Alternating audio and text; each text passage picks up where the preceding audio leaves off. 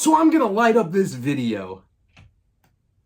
Yes, we are doing a full-on light tour of Lightailing's LEGO Light Kits. Welcome back to the channel, everybody. I am your host, Cristo from Stud City, and in today's video, of course, we'll be doing a full review of Lightailing's LEGO Light Kits for their products. And of course, we lit up LEGO sets, and in today's set, we lit up probably the coolest set, maybe the coolest set of 2023. It's the LEGO Ultimate Collector Series UCS Venator. Now, I'm not gonna lie, these light kits can be discouraging if you're a first-time user, because I know there's rumors that they're hard to install, but I'm gonna crack that myth in today's video because, quite frankly, I'm a very impatient person, and I had a pretty seamless installation process of installing these on our Ultimate Collector Series Venator, as well as just I found a joy in doing so. So if you want to hear all that, give a final review of this product, and of course get a nice little sale discount on one of these light kits,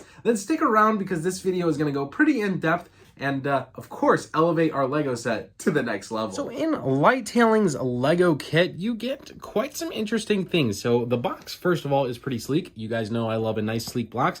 And we have a sticker element verifying the LEGO set number that this is going to be installed for. It comes with a battery box, the LED light kit, and an installation guide. So pretty straightforward. Of course, it does not come with the LEGO set, so that is something you must already have. So if we go ahead and open this bad boy up, we're gonna have quite a few items. So clearly I already installed this kit, but we get 1 and 2 installation booklets, which I'll show you some of the instructions because they're actually pretty easy to go through. Now, this light kit in particular had 1, 2, and 3 bags. And that was all the lights that were going to be installed of it. It was basically like a stream of lights. And then there was a couple other bags for like the battery box, some more information on Lighttailing, which we will link in the description below. Before we get into the installation process, let's just take a quick overview of some of the glorious lights that are encompassed into the UCS Venator. My favorite in particular is the light kit, the lights that are seamlessly go around the bay for the gunship, the microscale gunship. I think it looks exceptionally well. All the translucent blue pieces have light kits in them, and I think it looks pretty awesome. And then on the back side of the ship, we have all the engine turbines just decked out in these bright like blue colors. And then of course on the actual bay where like our minifigs would technically be, of course if this was minifig scale, the whole window sections here are lit up pretty well. So pretty seamless. The opposite side of this build is the exact same thing. All the bays are lit up in yellow. We have the blue light accents. Even the turrets are lit up like they're firing away at enemy ships. So really, really cool. Again, this operates on a battery box, which you can run the wires down and just have your battery box on your display, preferably probably on the stand or something like that. You could really hide it well. If you really wanted to, you can even leave this inside the ship just because the ship here is pretty hollow on the inside. Guys, I'm not gonna lie, taking these light kits, it just elevates LEGO sets to the next level. It's so impressive. I think like the back of the ship it really just takes your breath away, especially when the lights are out. I know it's a little bit difficult to see in like dark light, but when someone walks into my house and sees this set, I promise you their mouths just draw, and it's pretty awesome to see and live every day. I guess this is a pretty good 10 out of a 10. So the installation process was actually kind of fun. You start removing a bunch of panels from the ship, and then you even start removing pieces.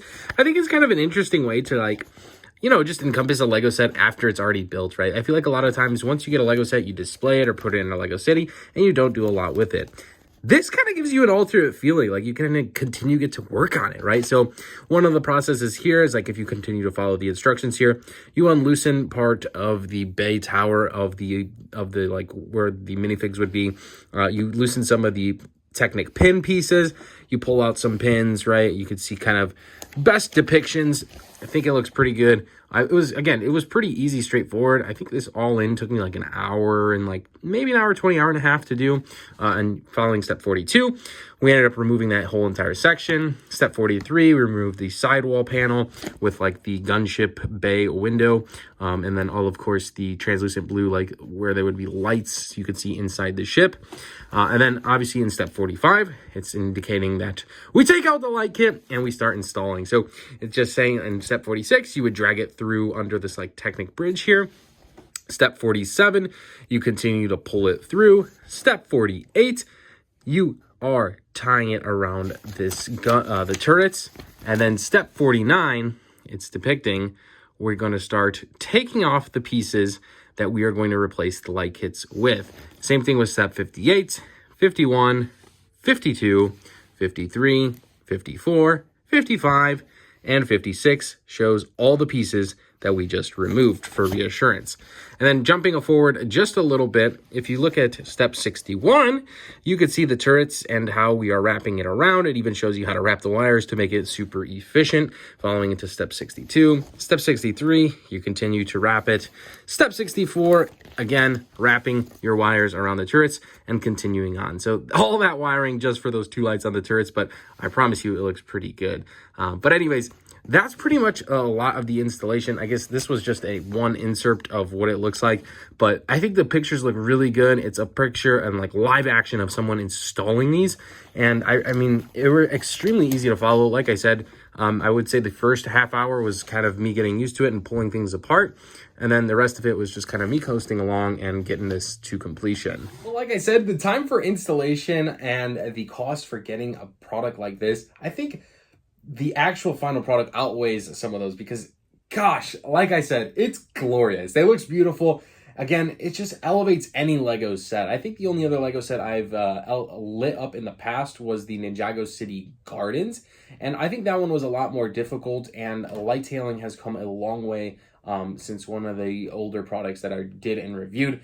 This was seamless. I thought it was pretty easy and straightforward, and I feel really good about it. I feel like I could do all my Star Wars ships or something like that. And I think that's a very satisfying feeling because I was really worried about doing this collaboration with Lighttailing just because I felt that I've had struggles past in the one that I did in years past, and I was kind of timid to kind of get my hands dirty in doing this set. And truthfully, it was easy. You could ask Georgiana on this one next time on our live stream. I had a lot of fun doing it. It didn't take long, and I just really enjoyed it. And maybe it was just a great set to do it on. Maybe some of the sets vary, but I guess, you know, other Ultimate Collector Series LEGO Star Wars sets, I think I would not have a problem doing any of them just because of how fun this one was to do. So maybe the large scale sets are just easier and just make a little bit more sense. I felt like the Ninjago City Gardens was a little bit difficult way back whenever we did that one. But again, a huge ship like this, I think, makes so much better with these small lights added in. And there's a lot of lights to this kit. Like I said, there was only 3 packages with strings of lights, but I want to say if I'm just throwing a number at it, it has to be like 34, maybe 50 to 60 lights, probably in that, somewhere in that range. Probably 50 to 60 lights all in on all sides. And then of course on the bay towers, there's a ton of lights in here.